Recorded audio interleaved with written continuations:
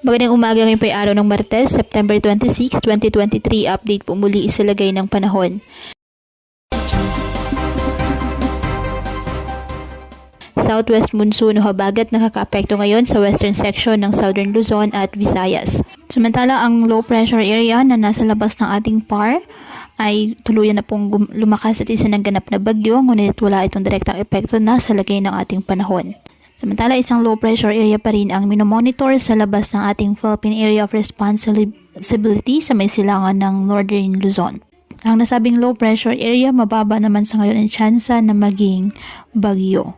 Sa ngayon, habagat at mga localized thunderstorms ang nagpapaulan sa iba't ibang bahagi ng ating bansa. Ngayong araw, ang Mimaropa, Western Visayas, Negros Oriental, Zambales at Bataan asahan ang maulap na kalangitan na may kalat-kalat na pag-ulan at thunderstorms dahil po sa habagat.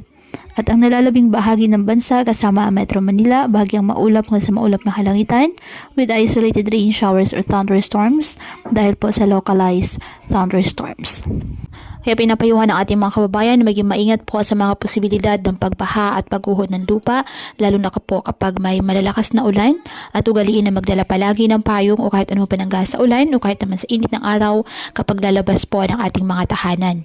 At yan po muna ang update sa lagay ng panahon ngayong araw. Muli patuloy po tayo na mag-ingat at palaging tandaan, God loves you. Stay safe and God bless.